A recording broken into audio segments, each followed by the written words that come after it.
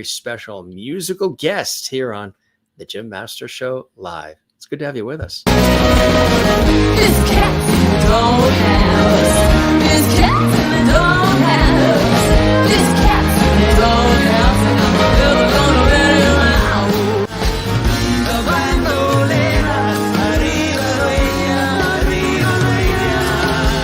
A la bandera.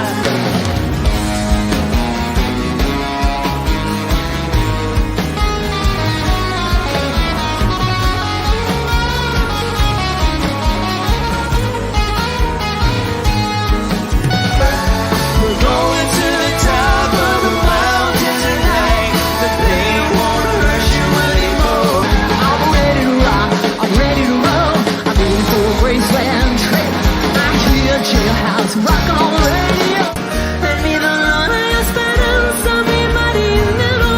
El amor no es fatal, solo sincero. Hoy el llanto del destino, mi cariño. La reina del Castilla por las calles de ese día, gritando bailarina, la pasión, la alegría. Estrellas escondidas en el cielo maravilla.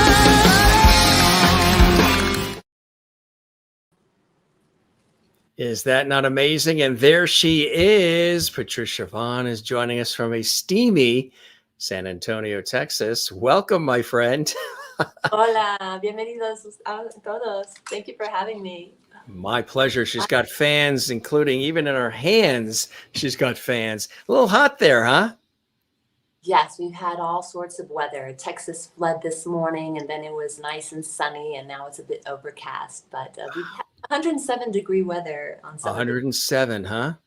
some of the days. Yeah. Thank you for my having me, Jim. It's good to see Oh, you. And it's- thanks for playing that montage, because that montage is from they had a 4-camera shoot, Austin Music Live, Zodiac Studios, but it is my live album. So the audio is now an album, but you can see the whole 14 songs on YouTube right now, the live performance of that. So thanks for showing that. Oh, the pleasure is mine. Just a little teaser there. What was the inspiration for that new music? And congratulations. Well, the whole live show was a montage of all my albums. I'm on my 9th album, and all my albums are original. So on that particular show, it was shot at the 1-to-1 bar in Austin. And again, they invited us to be on the Austin Music Live show. And I can't tell you how grateful I was, because I didn't realize I didn't have a lot of live footage of my band. And I have to thank my band over the span of all these years, 20 plus years that I've been doing music, and my producers for really helping me find my sound. I certainly could not sound like that way by myself. So I do give great thanks to all my fantastic musicians.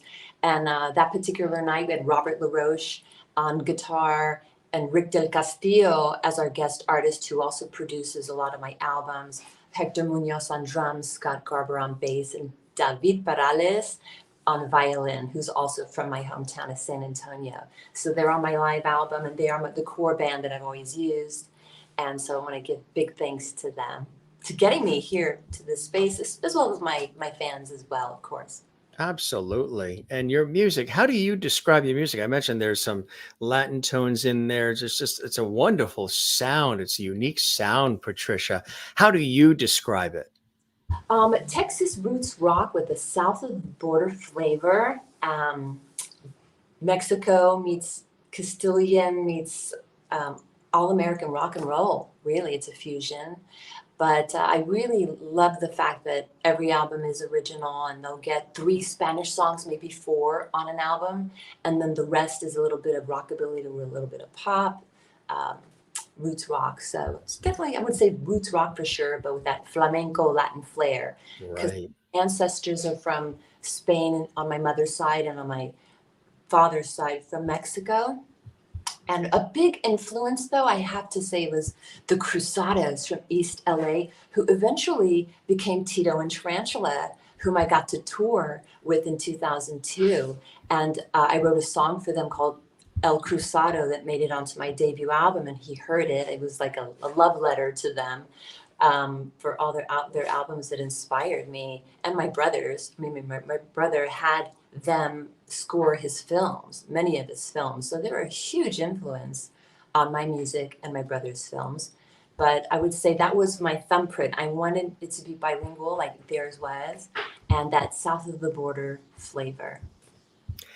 What inspired you? Were you always surrounded in your house growing up by music? Was there music all throughout the house? What was it that sort of tickled your fancy and drew you into music? And what was first for you? Was it because you're a musician as well? Was it, picking up an instrument and playing it, or was it singing?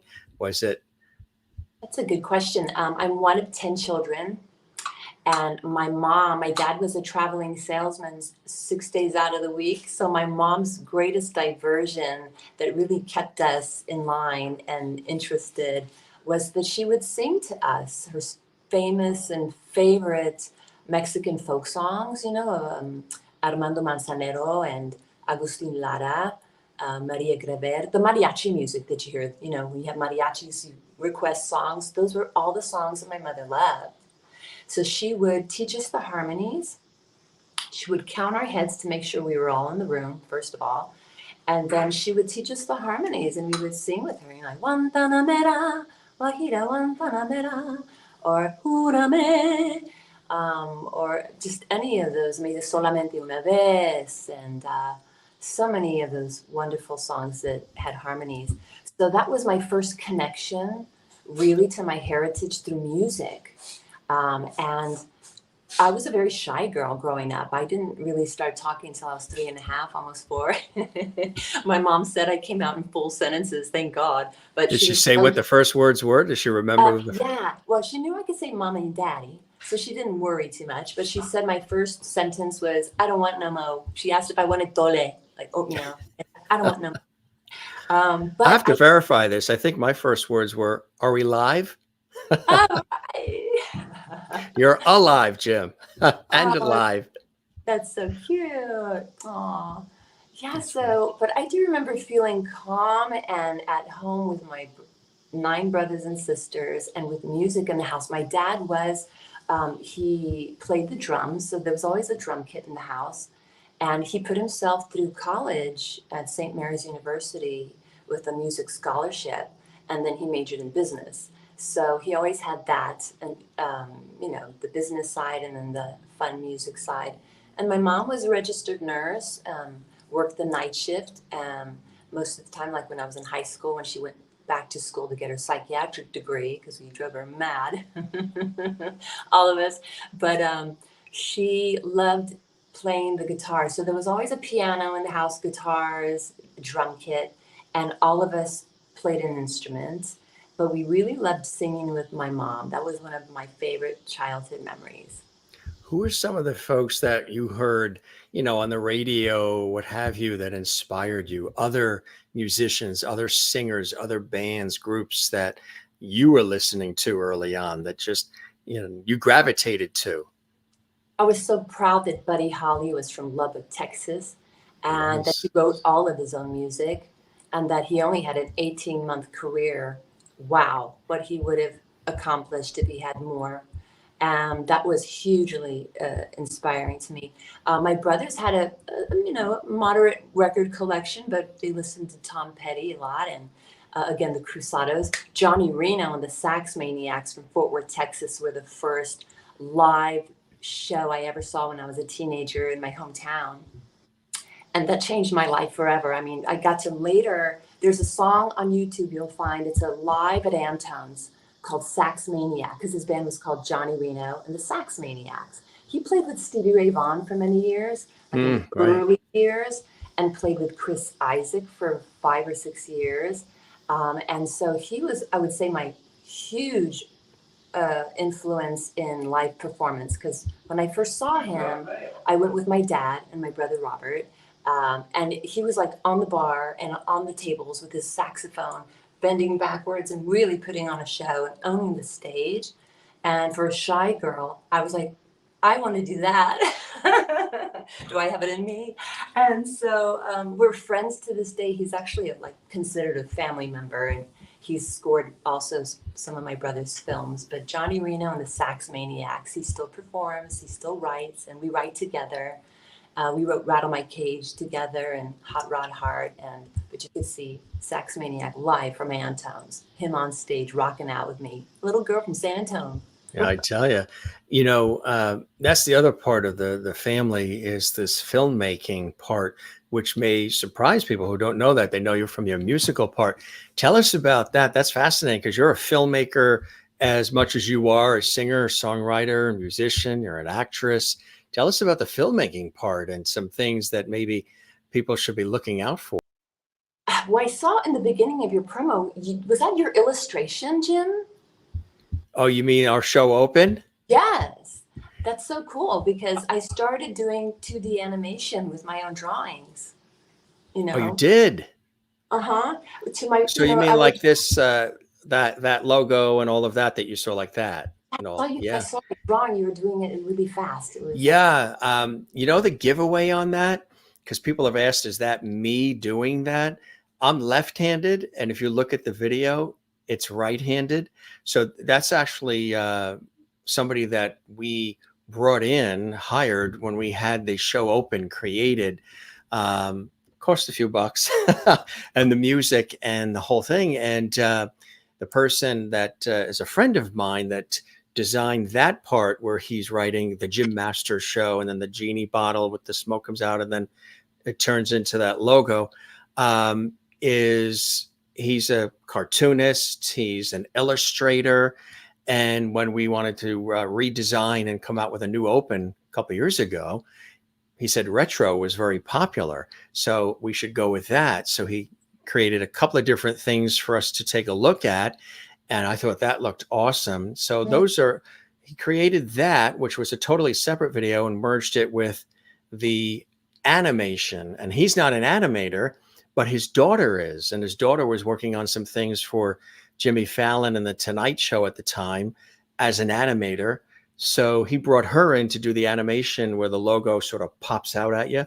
He did the illustration, and he designed the logo too, where you see the Jim Master show and the microphone in my head. He designed that, but to bring it to life where it pops out, that's where the animator comes in, and that was his daughter. So he was working, when we had him design the logo, the branding, he was working on a cover album for Aerosmith at the time, and Betty Boop and all kinds of stuff like that. So it was really, really cool. But the giveaway is that I'm left-handed and you see the right hand. I loved it. But it's a cool show Open, isn't it? Yeah. Oh, yeah. Definitely. I love animation. Yes. I'm a huge fan of Bugs Bunny and all those, But I started doing 2D animation for my music videos. Like you mentioned, it's very expensive to do, to hire outside of, the sphere. So I just went to school, Austin School of Film, and I learned how to do 2D animation using your own drawings, how to make your own music video. And so I've done 4 animations so far. One was Paris Trance that took me to Paris, and it was in 2 Paris film festivals. Wow. And the one about Lorca, the Spanish poet, took me to Madrid, and I won Best Animation. I was in an international film festival, so again, I'm floored and so excited because it's like the artist's 100% the artist's vision through animation. And you making your own videos. I thank that school, Austin School of Film, for teaching me how to do it. That's a good skill to have. I never studied animation per se, but I did study architecture and mechanical drawing. So I did that as I was studying this industry, broadcast, TV, radio, and the whole thing in school, in college. I was also doing architecture and design. So I still, all the mechanical drawings and all of that. And I used to do was illustration. I sent away when I was a kid. Do you remember they used to have the commercials on TV? I forget where they were. They were headquartered, I think, in Minneapolis or something. The Art Instruction School. And they would send you this kit, and you would have to do these drawings, and then you mailed them in, and they graded you, and they gave you certain grades on that. So I did that as a kid, and I used to do, I would replicate the Sunday comics some of the like the Lockhorns and some of the funny comics in the Sunday paper, I would sort of not trace them. I would look at them and then be able to recreate them with my crayons and magic markers and all. So yeah, I love all that stuff like you do. Yeah, me too. Yeah. And you're from the MTV era when MTV first broke. I mean, that just blew my head off. I was like so inspired when I became an official musician. That was my MO. I wanted a video for every song I put out. But on YouTube, again, you'll see a lot of music videos that are just so fun to make. Rattle My Cage, Dark Mile, that I wrote with Doyle Bramhall, that was shot down a lonely road in one car, two people, very much like The Hitcher. I just love So videos. do you ever, with that in mind, do you ever have the video in mind before the song? Do you visualize the song? No. Like, do you sometimes, before you write the music and get the song going, do you ever visualize it? It's usually after the song, for sure. So you'll do it after the song. You'll put something together after the song? Yeah, and there was one song, Tidal Wave, where I let the director, Charles Schwann, just take it away, and he sent me back his vision, which included modern dancers. Yeah, I love dancers. I love dancing. And it was just this man with a mask. It was before COVID, so it looked like a man during COVID. So I was like, oh my gosh, he predicted that. But it's like beauty is in the eye of the beholder. It's very steampunk. Are you inspired by things around you? Like, for example, could you be driving out in the desert and there's a beautiful rainbow, and then all of a sudden that will give you some inspiration for the beginnings of a song? Oh, absolutely. Does life around you do that? Yeah, well, I'm a Sagittarius, so I love traveling. So when I am traveling and in my van, I'll just look out the window and a song will come, just looking at the landscape of whatever country we're in. And I just love, that's what I love traveling, because you're in their country, soaking up their culture, listening to their language. I wrote a song called Lekker Ding. It's Dutch for sweet thing. So when I was in Holland, I got to open for one of my favorite bands, Golden Earring, and they taught me that phrase backstage, along with some other fun Dutch phrases. But I had to just capture that moment in a song. And it's a love song. It's really cute. Lekker Ding. When you're inspired, do you have to run right to your phone or a recorder to record what's happening as it's happening? I love my voice memos, because a melody will come and it'll just be a little snippet, but at least I have the melody for sure. I love the voice memos. Sometimes I'll just remember it. And I love riding in my car because I do use my steering wheel as a drum beat. I do write songs just off of a drum beat alone, because we have a lot of traffic in Austin, Texas, and San Antonio. So I don't mind the traffic unless I have to be somewhere. But I really like Little Lobo and City is Alive. Definitely, I started the drum beat on that, and Rattle My Cage. So fun. Steering wheel as a drum does work for me. I can only imagine what it looks like when somebody cuts you off on the highway.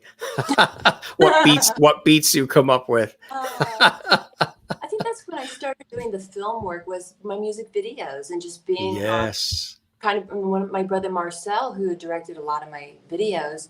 I was telling him how I wanted a shot, and he said, you should direct your own. And that's the first time I thought, oh, really? He goes, well, yeah, you're telling me what to do. Right.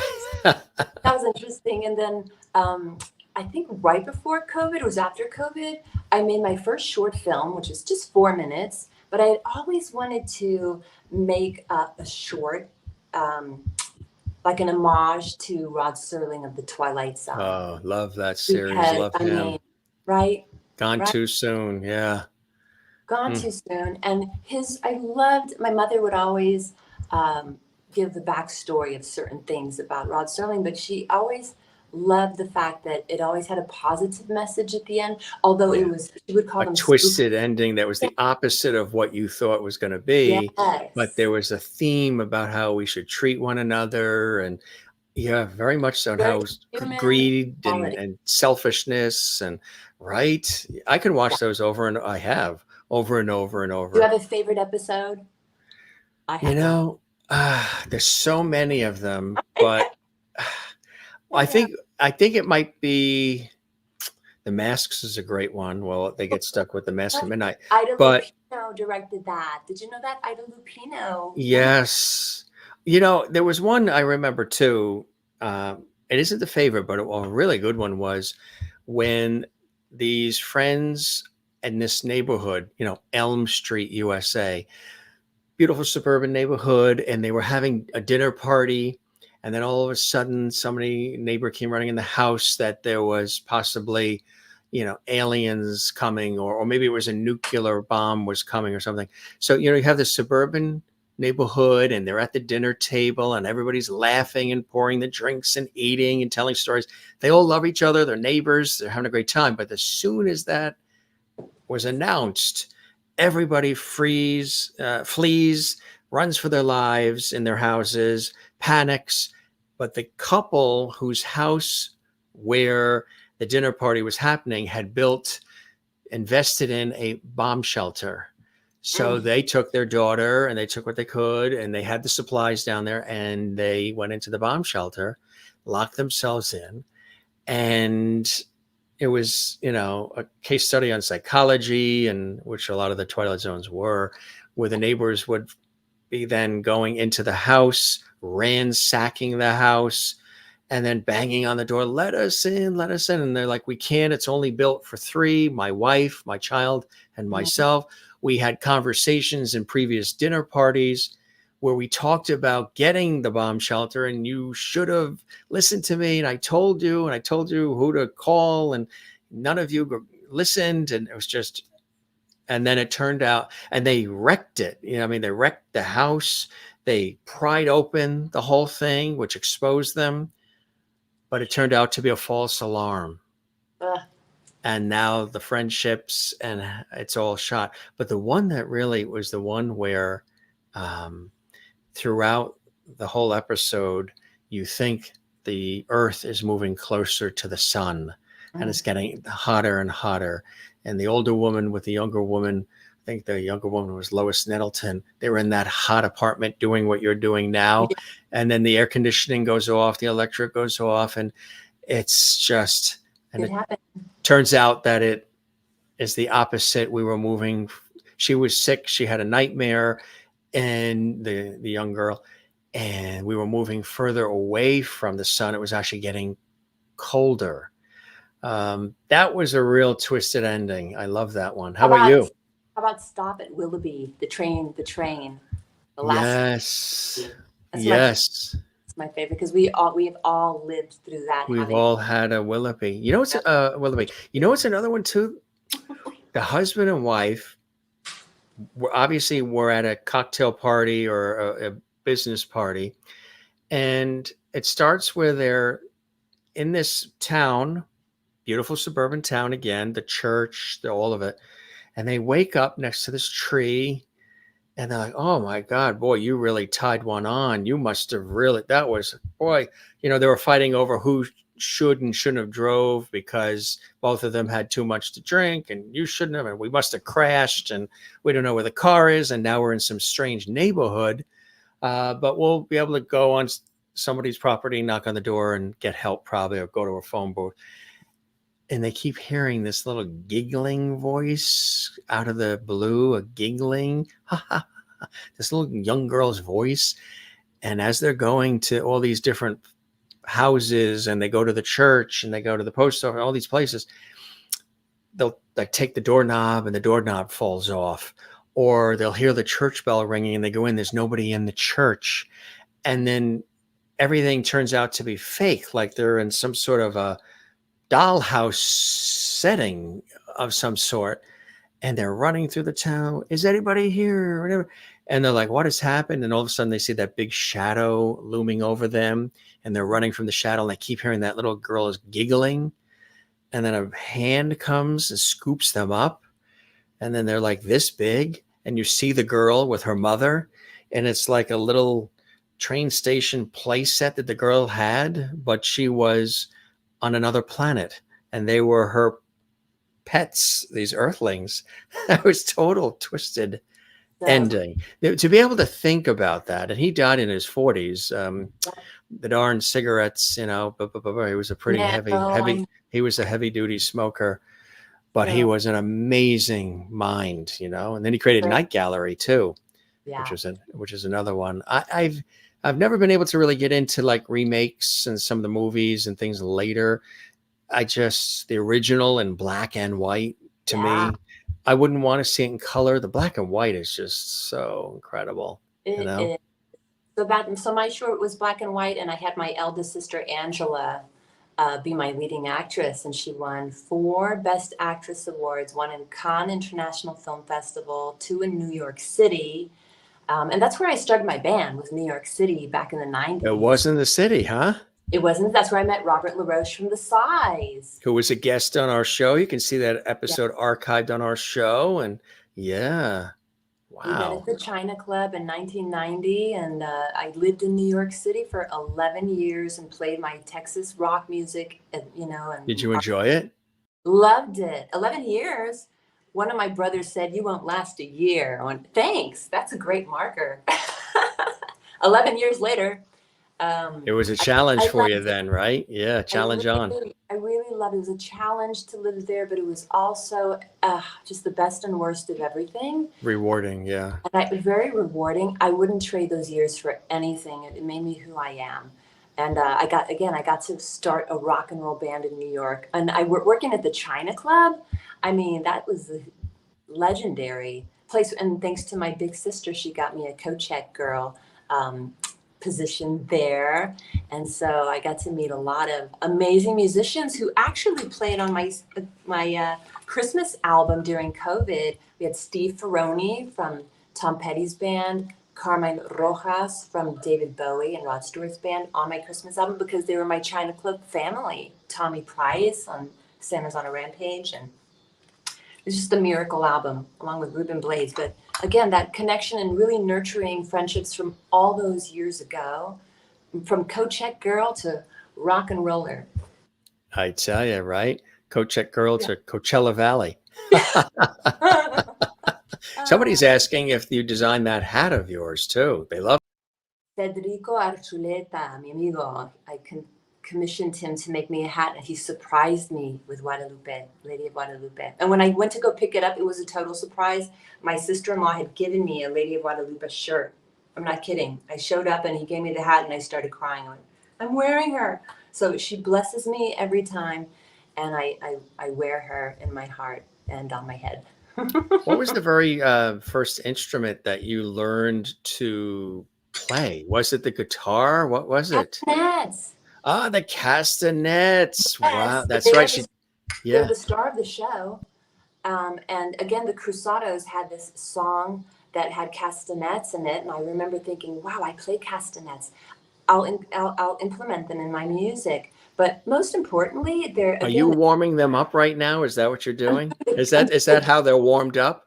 I'm doing the Clint Eastwood style of castanet playing. I like it. You can take liberties with these. You can do whatever you want, But my mom taught me how to play them. She took flamenco and ballet when she was younger, and she put my sisters in ballet. But she always had a pair in her armoire, and she taught me how to play them. So when it came time to start a band and write music, I knew I wanted to include the castanets, and I knew I wanted to be, to be an homage to my Latina heritage. So again, these are the star of the show. I love dancing. It's my motivation for dance is the music. So when I do my Spanish songs, it's like Bruce Lee with castanets. I'll kick in the air and I'll do some turns.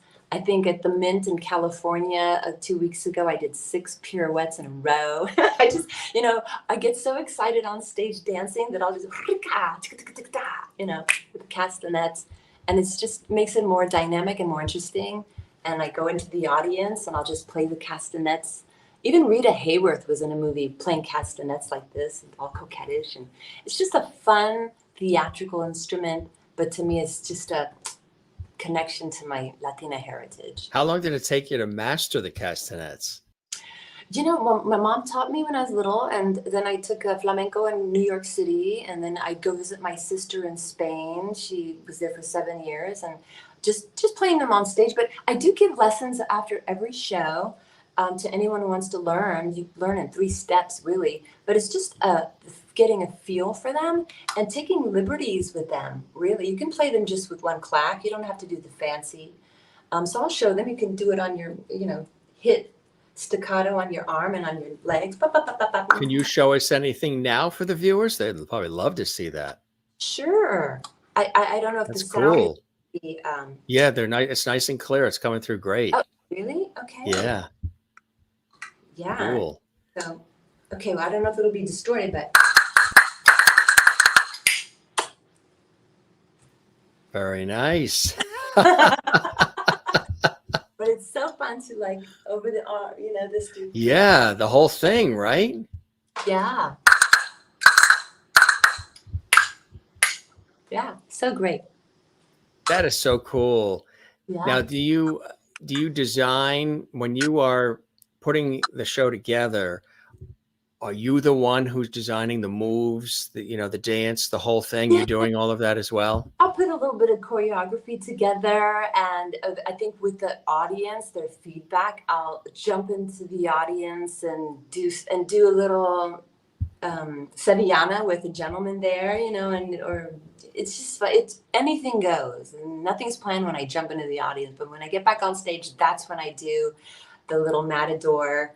Get ready for the 6 pirouettes, and maybe I'll do a lucky 7 when I go to Germany this fall. I was saying that you are headed to Europe this fall, and Europe, and specifically even Germany, has really embraced your music and embraced you. What do you think it is about the sound and about your performances and your music that is really bowling them over, literally?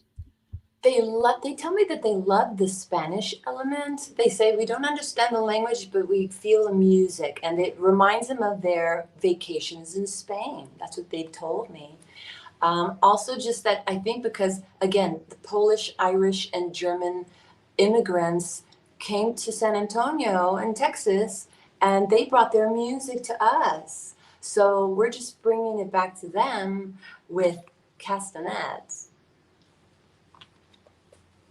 Yeah, that's how I feel about it. And there's completely cannot believe that they're German Texans and Polish Texans and Irish Texans. I mean, that's how we were, we're all immigrants in this country, but they can't wrap their head around it. They're shocked when I tell them that, but they feel so included in its inclusivity. I said, thank you Dankeschön für Ihr Einfluss. Right? I said, Dankeschön. Absolutely.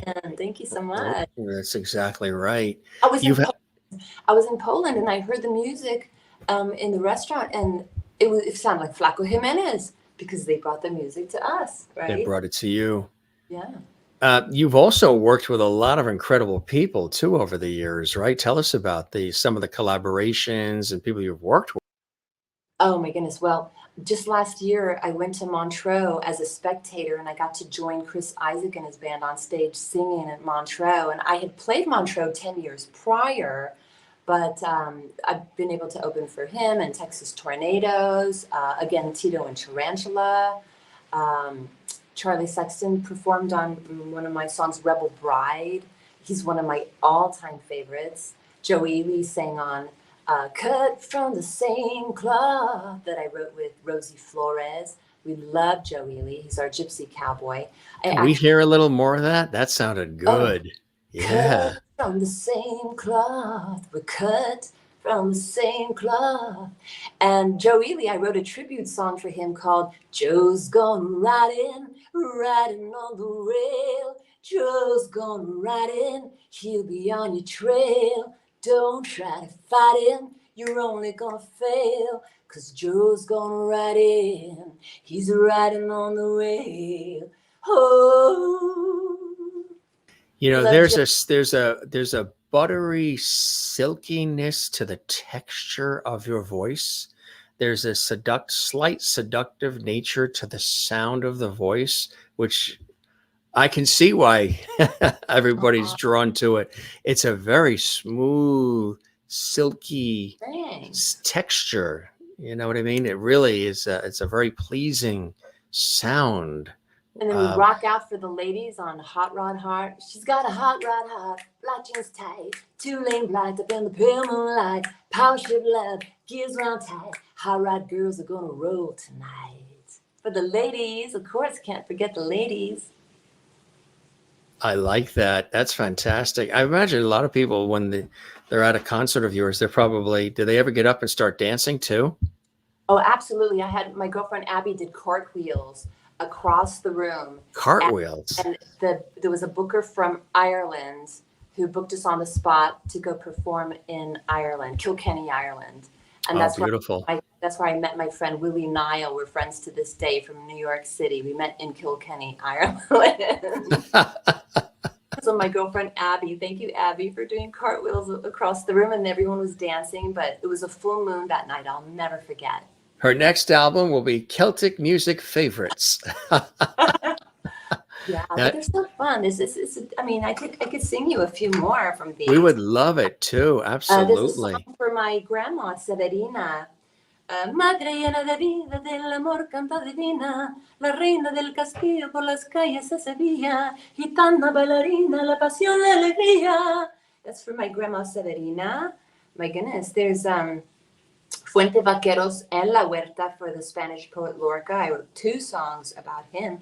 La huerta, huerta de San Vicente, la perla de su alma. Romancero Gitano. That was for Lorca. Ooh, there's a song about the sailor and the mermaid that I wrote in Odense, Denmark. That is total castanet heaven. And it's the sailor belongs to the land, the mermaid belongs to the sea. Hear the cry of destiny of an ardent, wounded love. El marinero y la sirena pertenecen en el mar negro. Hoy en el llanto del destino, un amor ardiente y herido, an ardent, wounded love. That's a beautiful one. And that one I did an animation for. You can go find my 2D animation that won an award at the Cine Las Americas International Film Festival.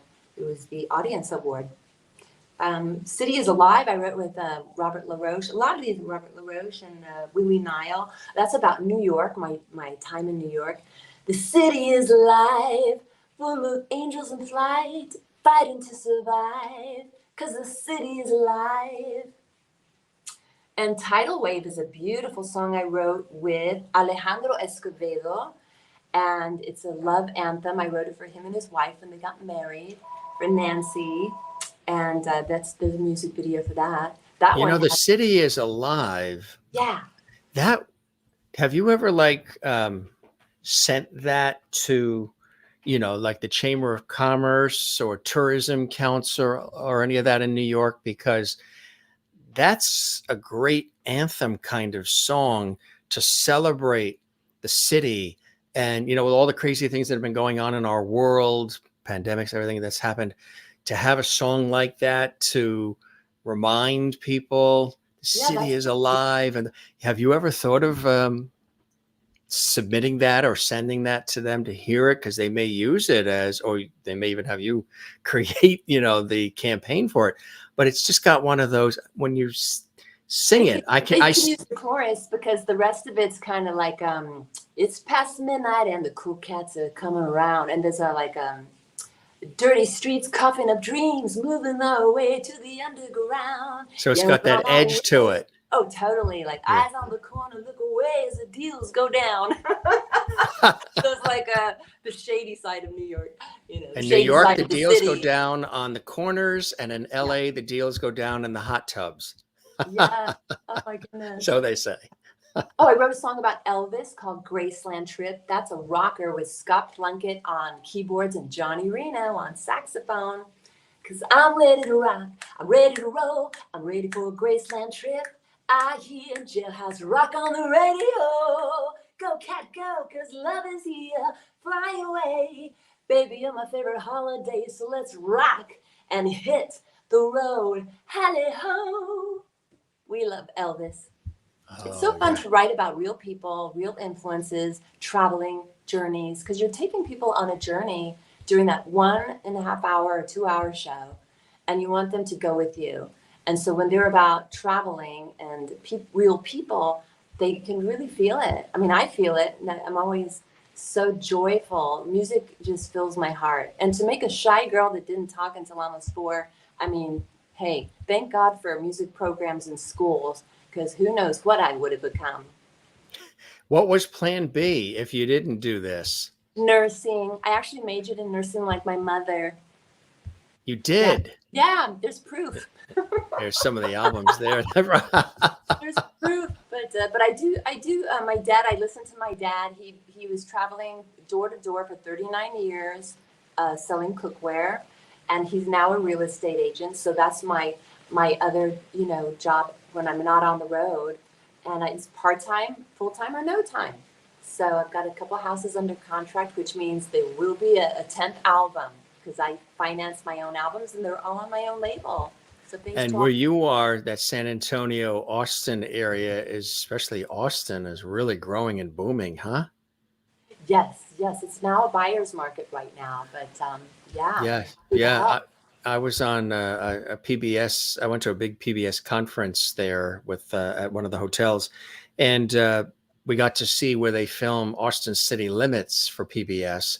And then I forget the name of the street, but there's one street in Austin that is filled with music. All the doors are open to all the establishments, and you It's can just pretty. walk down the street, and the music, all different kinds of music, is coming out of those places. And they said, Austin is growing by leaps and bounds. We expect like 15 more hotels to be built in the next 5 years. And it's really something. So if you're in real estate in that region, you're in a good spot. Once a sleepy college, Rosie Flores and I wrote a song called Austin Rocks. I should put it on my 10th album because it hasn't been released yet. The music video is on YouTube. It's called Austin Rocks. And it's once a sleepy college town, now exploding at the seams. It's a working man's town and culturally unique. It's Hollywood, Texas, filled with technicolor dreams. And once you taste Austin, you'll never want to leave. Yeah. There you go. Send that one to the Tourism I Bureau, know. Chamber of Commerce too, right? She's gonna write all these jingles for all of I these know, right? cities. Every And then city she goes to. Yvonne, it mentions Doug Psalm, it mentions ZZ Top in the song. I mean, it's really fun. I should do that and then do what you said. Yes, exactly. Here's a couple of the different Worth covers. it. I love it. That video, you must watch the video. It's about self-worth. I love that video and the song. It's my mother's favorite song, Worth It. This is cool too. That's my 17-track Spanish album. A Wow. must have. All my Wow. albums are available digitally. And September 10th, which is Rosie's birthday, Rosie Flores' birthday, my 9th album will be officially released digitally. It's called Patricia Vonne Live in Austin, And you Texas. have it in you have one right there, right? I To show us. do. Here it is. Well, since I have my own label, I can print them up when I want and release them when I want. So these are advanced copies also at Waterloo Records in Austin. Only one record company in the world. But yeah, so it's digitally released September 10th. Rosie Flores' birthday. That's a good omen. And what can people expect with it? What do you hope they're left with when they listen to that? Oh my gosh, it's Congratulations live. on it. It's absolutely live, and I'm holding notes I never thought I could. I'd seen Pat Benatar the night before, and I was so inspired. I was hitting notes I never thought I could. So that's what you can expect on this live album. Especially, there's a song I did write with Rosie Flores called "This Cat's in the Doghouse." This cat's in the doghouse, and I'm never gonna let him out. It's so fun. It's like a rockabilly tinged song, and again, Rick Del Castillo is our guest artist, so it sounds so amazing with his flamenco-ish guitar, and my entire band really, really packs a wallop on this live album. I'm very, very proud of it. And again, you can see the live videos for each one. It's on my playlist of Austin Music Live on Patricia Vonne's YouTube. And that was filmed where? What was the site? It was at the One to One Bar in Austin, Texas, through Austin Music Live. It was like a TV show, Yeah. that they had 3 or 4. Like a local music show, right? Yeah. It was so amazing. And again, it's just, I'm so grateful that they captured that, because I was thinking, gosh, that would make a great live album. Did And you know they were going to do that, or they just we showed did, up? but then I was an afterthought of, I had bought the audio because I wanted to do a final edit on some of the videos. And so I bought the audio from them. And then a few years later, I thought, gosh, this would make a great live album. And I asked him permission to release it as an album. And he says, you already own it. You own the audio. Then they're so cool about that, Zodiac Studios, that's what we want for the musicians to do, is to use it. Not a lot of people would give permission to do that. So They don't. Zodiac Studios and Austin Music Live, but Zodiac Studios, Robert Calder, you're my angel. Thank you for that. Yay, Robert, for No, allowing that. girl. Yeah. I'm an indie girl. I have my own label, which means I finance everything. I've done a couple of Kickstarters for a couple of my albums, but Kickstarter wasn't around in 2003 when I made my debut. And I put an album out every 2 years. And so I was so grateful for him to just say, yes, you own it, use it. You own it. It's yours. How cool is that, huh? That really helps. That really gets the ball rolling, right? And the exposure. And these are my babies, Jim. Look. These are my babies. she sleeps with him under her pillow and still doesn't crack the cases. I don't know. She's amazing at that. The Christmas, a lot of people we've had come through in the musical side of things have said, I've got to make the Christmas album. People have asked me to make Christmas. Everybody loves Christmas. What inspired you to do? I mean, I'm glad you did, because I love Christmas music. I love Christmas, period. Everybody knows that. Miracle. What was it for you about Christmas that you had to do it? Because during COVID, I was doing a live stream every Friday, donating every penny to the San Antonio Food Bank in my hometown that distributes food to 29 counties. There was a drone shot photograph of thousands and thousands of cars in line to get food. I was horrified. It was my hometown, and I found out that it had the highest poverty rate. How can that be? I mean, this country should not go hungry. People should not go hungry in this country. And in my hometown, that was happening. So I immediately went into, let's do a live stream, and they gifted me, the San Antonio Food Bank, my own grassroots fundraising page. So I'd go $1 equals 7 meals or 35 pounds of food. And we raised enough money to feed 70,000 people by Christmas, starting on my mother's birthday of May 1st of COVID year. And so when Christmas came around, and I was so grateful, I said, you guys, you helped me raise enough money to feed over 70,000 people. And I'm going to write, by next Friday, I'm going to write a Christmas original song, and I'm going to sing it a cappella. That became the first track. It's called Santa's on His Way. And when I sent it to Scott Plunkett in California, again, COVID, he sent it back sounding, I said, just put a piano and do a piano and vocal. He sent it back sounding like the album, which is like a Nelson Riddle orchestra. And it hit me so hard that I was like, I think Baby Jesus has other plans.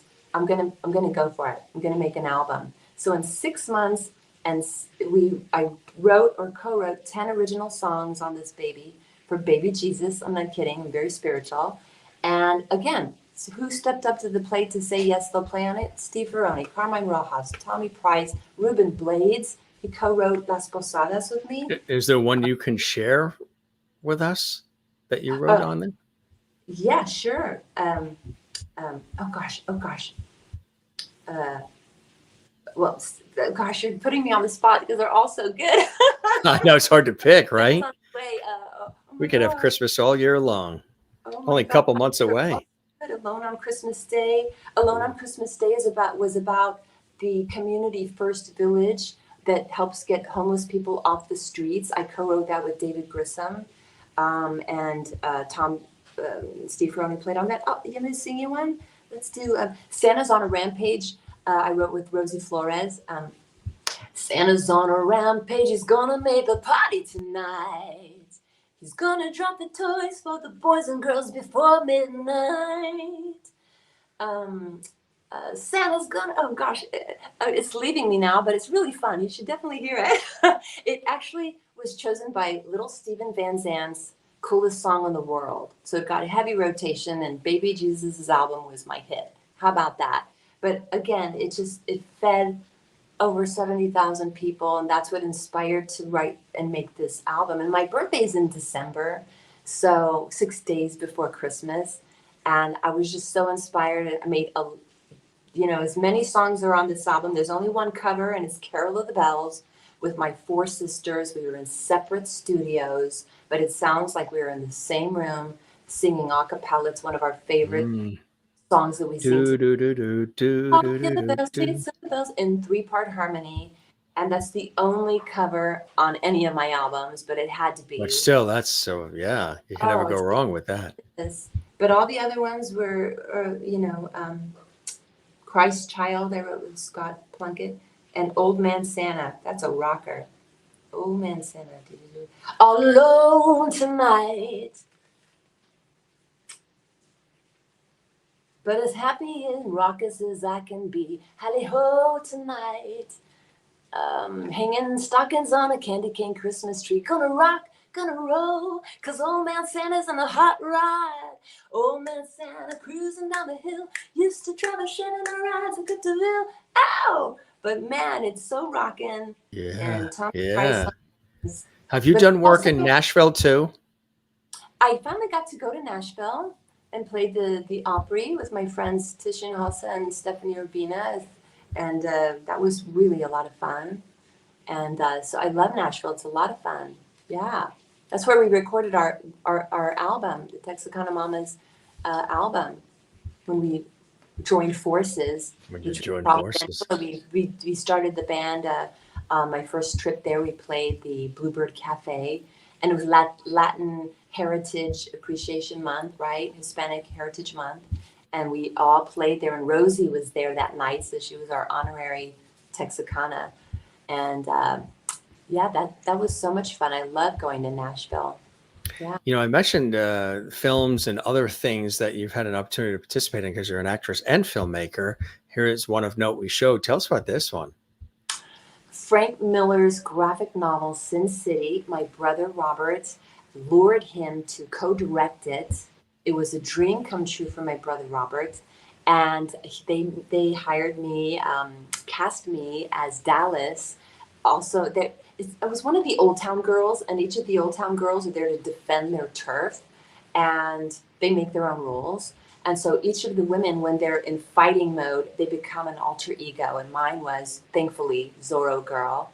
But funny enough, that's what I dress up on stage. I wear a bolero hat and Spanish, attire. So when I went for the fitting, I went, let me go home and get my wardrobe, because that's me. Right, exactly. I love it. I was so happy. I thanked both of them profusely, because get to be a heroine in a film that's out there immortalized as Zorro Girl. And I really feel that on stage and in everything that I do. When I helping clients and everything that I do, I'm fighting for them, guerrera, right? So I feel like I fit that role, because we each have we all can be heroes. Yeah. That's very, very true when you think about it. Absolutely. When your clients make the sale or they buy that dream home or whatever, do you sing for them? Enjoy? Yes. In the beginning, I would give them a free concert. Close on the house, you get a free concert with me. That is so cool. I like that, Yeah. huh? Do you like, some people, they like being in the studio, and some people like being on the road. They like being on stage and seeing the fans and getting that live interaction with the fans. What is it like for you? Do you like to be on stage and have everybody there and that whole live element and the feeling and vibe of that? Or do you prefer being in the studio and sort of perfecting everything? Or do you like each equally? I love each equally. I love live performances like theater, and I appreciate people that film something, so I'll have something to remember it by. If they don't, it's like poof, I love live performance because you're really connecting with the audience and meeting them after the show and really seeing their faces during the performance and the feedback, the live feedback. I love live performance, and I do have to train for it because a lot of it is dancing and a lot of it is movement, and So I do train for that. I love taking ballet. I take ballet 2-3 times a week, just to keep in shape and limber. Studio. I love going into the studio. I mean, how much do I love going into the studio? I'm working on my 10th album. So, writing songs for it. What time period? Like you're working on your 10th? What? Yeah. And what's the span of time in between each album? Have you just been cranking them out? No, usually 2 years. 2 years. Uh-huh. Yeah. So this one, since I'm putting the live album is buying me some time because it was just the easiest one to make. You know, we already had it, and I own the audio. It's like, there you go. There's the 9th album. But I've always had a lot of my fans ask for live albums, so it was so apropos. So now with the 10th, it gives me time to write them. But I think I have about 6 songs, and I write for each album. I certainly don't have a big backlog of music. I pretty much write for each album. How many musicians are usually with you? In a studio or on stage, usually 4 or 5. And 4 or 5. specific instruments that you like to have around you? Definitely a lead guitar player. I play rhythm, and then my lead guitar player and drum, bass, and violin is usually our core band. I love the violin because David Perales is just otherworldly. With the first gig he played with us, he didn't know any of my songs. He stepped up on stage, played one song just by hearing it, and didn't get off stage until the hour was over. That really freaked me out. I couldn't believe it. I go, "You're hired." He just added that gypsy element to the Spanish element, and we just played the Mint in California, and just as a trio. So Robert on guitar, David on violin, and it freed me up to dance around and do the castanets and play the shaker or whatever. And it's different. The trio is definitely a different animal from the live show, which you could see on my YouTube. The whole live album that was filmed, that was with a 6-piece band actually. Now this 9th generation sort of uses the live performance format to showcase your signature blend of Spanish style flamenco, bilingual Tex-Mex, Americana, roots rock, and what you call straight no chaser rock and roll, right? Mm-hmm. It's a little mix of some great sounds you've weaved and blended together on that. I just love music, and it really changed my life. And listening to my brother's albums and the Spanish music that my mom would sing to us, it just inspired me to own my own music and to play to write with different co-writers that I want to write with, like Alejandro Escovedo. I got to co-write with him a few songs, Ravage My Heart and Ravage Your Heart and Tidal Wave and Johnny Reno. We've written many songs together. That's always so exciting, and Rosie. Yeah. Sounds like you got a lot of blessings around you in your life that inspire you, huh? Yes, for sure. For sure. Hey, I want to tell you, I was just in New York last week. I just got on a plane to see this band. They are one of my favorites, and they were celebrating my 30th year anniversary. They're called Dada, and they used to tour with Bobby's band, The Size. Where'd they perform? They played at City Winery in New York City. Oh, yeah, I've been there many times. I bought a ticket so fast. I flew in and out. That's how much I love them. And it's a great place. They just played all of their hits, Dorina and Dim and SF Bar 63, all their amazing songs. But I was so happy, and cause I was pinching myself thinking, I'm so glad I decided to start my band and be a musician, because I'm here watching one of my favorite bands. And I flew all the way up from Texas, and some gentleman flew in from New Zealand and from the UK and from Florida. So it was that camaraderie of, yes, I'm a fan too. I'm a fan too, right? How cool is that? Inspire more songs. It really will. There's little things like that. Or going to Montreux to see Chris Isaak, and I ended up singing with him. I ended up being one of the dancing ladies. That wasn't planned. There was this big bar in front of me, and I couldn't even fit over it, but they came over and pulled me over. It's like, okay, woo! So you got Germany coming up, taking Europe again by storm. What other areas would you like to go to that's on your travel bucket list, Patricia? I just played California, and I hadn't played there in quite a while. The last time I played there was the Viper Room, which got me the tour with Tito and Tarantula. It was a Wow. long time ago. So I would love to go back to Spain and France and Italy and I love Europe. I would love to play more. Australia? I've never been to Australia. Sure, I would love to go to Australia. I love In Excess. Oh, they're one of my favorite bands of all time. Michael Hutchence. Wow. Yeah. How about Canada? Have you done Canada? I have not done Canada yet. I would love to do Canada. Yes. I've done interviews for Canadians, and I love, remember that, again, from the MTV era, Corey Hart. Sure, yeah. Eurasian eyes, oh, you flow through me. That was an awesome song. He's amazing. Yeah. Good stuff on the bucket list there. Show us that album again, and congratulations on that, my friend. That's so cool. Thank you. Look Live at from that. Texas, Patricia Vonne with her full rockin' band that you can see on YouTube on the Austin Music Live playlist on Patricia Vonne's YouTube account. Very, very cool. When you're performing, you're in the zone, aren't you? You're in a certain, you could tell. That's like the cover there, a piece of the imagery from the cover, which is really cool. Yeah, huh? Music's gonna save the world. Another fun story, I saw Brian Setzer. I flew to Nashville, Jim, to see Brian Setzer and his Rockabilly Riot at the Ryman. I flew in and then I flew out the next morning.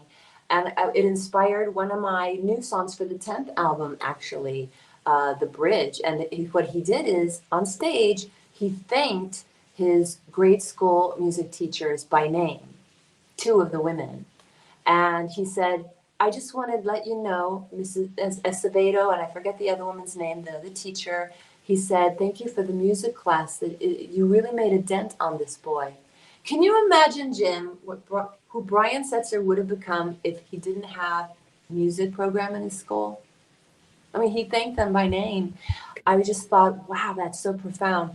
And then that triggered a bridge for one of my songs. Con el arte, la música, amor y paz. Con el arte, amor y más y más. Rechazar la oscuridad, viva la vida.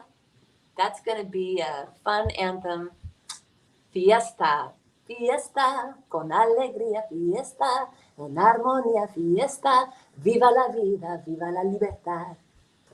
That's cool. Long live music, long live life. Absolutely. Are your bags packed yet for Europe, or you still got a lot of stuff to do? I'm slowly packing. I like to take my time, and I put on Billy Idol's White Wedding, or some good soundtrack, and to get my clothes on and model them and say, yeah, I'm going to take that on tour. So I love dressing up. That's fantastic. Yeah. Continued success and safe travels to Europe. I know they're going to have their socks knocked off because you're a very, very good, passionate, enthusiastic, loving entertainer. And that's why you have this following that just continues to grow as people discover you through, you've been doing it a long time, but just more and more discover you through these conversations, but also through the music itself. And of course, the filmmaking is another sort of cherry on top of it all, which I think is so awesome. This was really a great conversation. And I hope that, and I call them conversations more than interviews because they're free flowing and they're non-scripted and it's much more warmer and real and connecting. And this was really a blast, a pleasure to have you on the show, Patricia, and come back and see us again and keep us posted on everything that's going on. We want to hear more from you. Say hi to Robert and everybody for us. And I hope you enjoy the time with me as much as I absolutely have with you, my friend. Absolutely. Thank you so much. It's been wonderful. Thank you guys for listening. Absolutely. I love I wish I had something to spin around. What can I spin around? See, I'm left-handed. Yeah, so great. That's it. You be well, and thanks for all the time. You were very, very generous. Thank you so much. All right. Take care. Now go cool off. Dive in a pool. You got a swimming pool nearby at all? Yes, we do. Dive in it right now. Dive in it. Thank you. Take care, Patricia. Bye. Congratulations on everything. Thank you. Bye-bye. That was a perfect ending with the fan, right? Hey, how cool was that? She is terrific. Check her out at patriciavonne.com. And we loved having her here. She is a true, true artist. She's getting ready. She's packing, slowly packing. She's heading to Europe to perform in Germany. She's an amazing talent. Lots of music out there for you, too. Her 9th album. She's working already on the 10th. The 9th just came out. She's working on the 10th, which is amazing. She loves music. She even has a Christmas album out as well. And again, her sound is unique. It's special. And it just draws you in. It's very passionate. And I think it's really, really cool. This was an awesome conversation. Hope you guys enjoyed it. Thanks for watching, everybody. Always a pleasure to have you here. Thanks for all the great comments coming in, too. I see comments coming in. Let's see. We see Maureen and Kathleen and Merlin and Sherry and Pierre and so many others. Thanks for all these great words of encouragement. We love having you here. Spread the word about our show. If you enjoyed this conversation, don't keep it quiet. Let the world know that we're here. And don't forget, we could always love when you subscribe to the YouTube channel, Jim Masters TV, where all these great episodes are, and give this episode a like. Yeah, click that thumbs up, like. Share this episode on your social media. Subscribe to the YouTube channel, Jim Masters TV, which is just a click of that subscribe button. And leave a comment. Interact with us on the YouTube channel. Leave a comment for us as well. We would absolutely love that. We thank Patricia Vonne for joining us here live from San Antonio, Texas, debuting her new music, her 9th album, and live, Patricia Vonne live in Austin, Texas. A really cool one. Captured live. Really, really cool. Hey, I want to let you know our next episode, look who is going to be with us. We're going back in time. We are celebrating Lassie, the classic television series Lassie, with the one and only John Provost. John Provost starred as Timmy in the iconic television series Lassie. He's the original Timmy. Of course, he starred with June Lockhart and some of the other veterans. John Provost, actor extraordinaire, joins us here. That's coming up on, for those who are watching live, that'll be on Thursday, 8 p.m. Eastern, 5 p.m. Pacific. Yes, we're going to be celebrating one of the classic television series and find out some of the cool things that John's been up to. There he is in the corner of your screen with Lassie in his arms. Great, great television series from the past. John Provost, the original Timmy from Lassie, joins us here on the Jim Masters Show live series.